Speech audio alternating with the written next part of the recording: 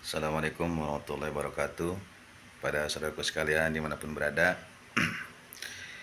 ini di komentar video saya ini banyak yang selalu mengatakan eh, tesis Ki Imad, ngadu sama tes apa itu, tesis Ki Imad ilmiah segala macem, Robitoh ditantang segala macem, tes DNA segala macem. Jangan ngomongin tesis, karena itu tesis kalau bahasa ujian itu nggak lulus. Jadi sesuatu yang nggak lulus itu nggak disebut-sebut. Contoh, kita sekolah, ujian nggak lulus, berarti nggak disebut sebagai orang yang lulus. Berarti gagal jadi mahasiswa. Jadi mahasiswa kita nih, ujian, tuh kita tuh bikin skripsi nggak lulus, berarti tertolak. Berarti belum lulus tuh. Berarti belum dapat gelar karena nggak lulus. Nah, tesis itu kalau bahasa uji coba waktu debat di Banten itu adalah uji coba, belum tesis, baru uji coba. Belum ilmiah karena perlu penggodogan. Nah, di Banten tersebut adalah ujian awal bahasanya. Nggak lulus karena dalilnya lemah semua.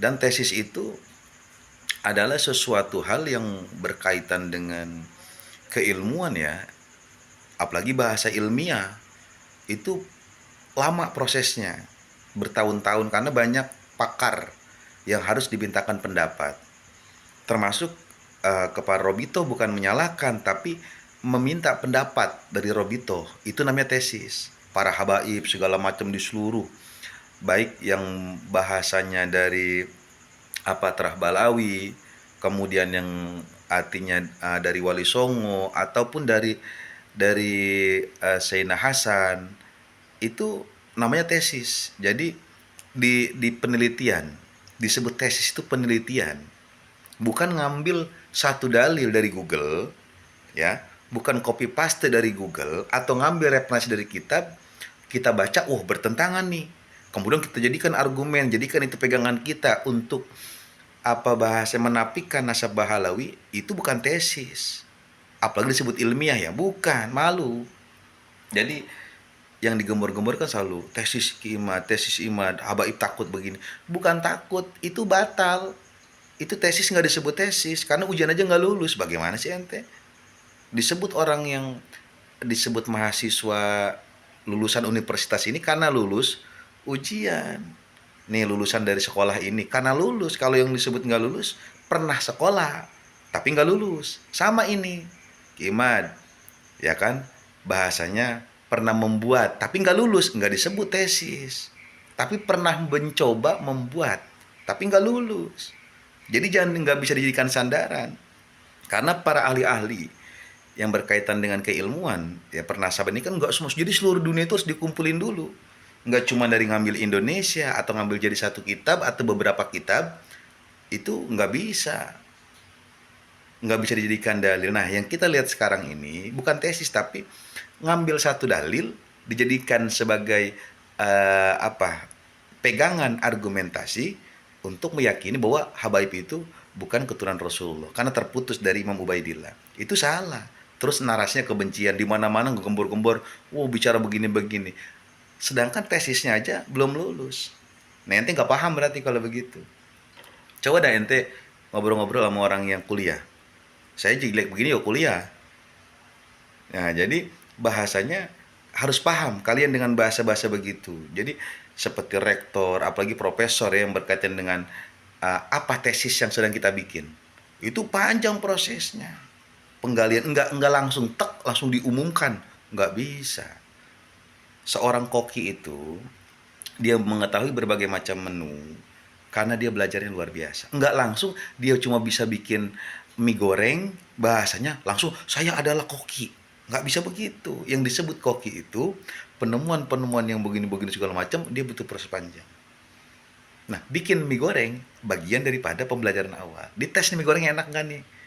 Buatan siapa ini? Nah, pas ditek-tek ternyata buatan pabrik ini mah. Oh, berarti bukan koki ini mah. Kenapa? Karena menggunakan bahasanya racikan bumbu yang sudah dibuat oleh orang lain. Yang disebut koki ini adalah kita ngeracik sendiri.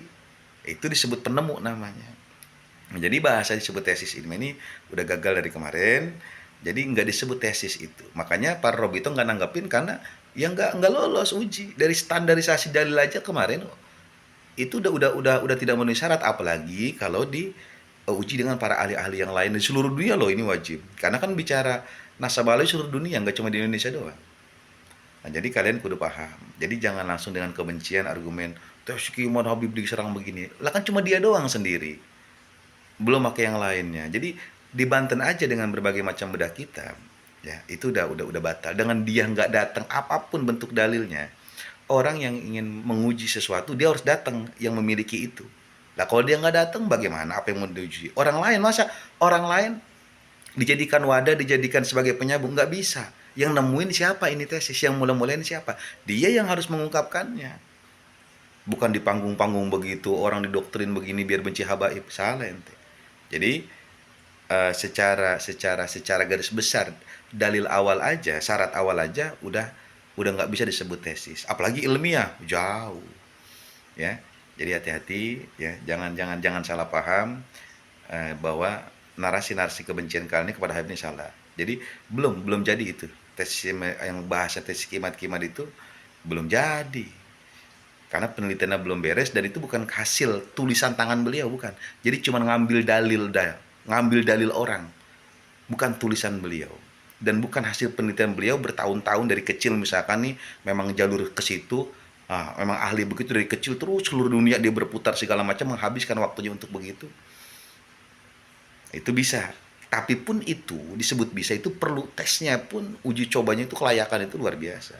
Kan ini uji kelayakan, ya.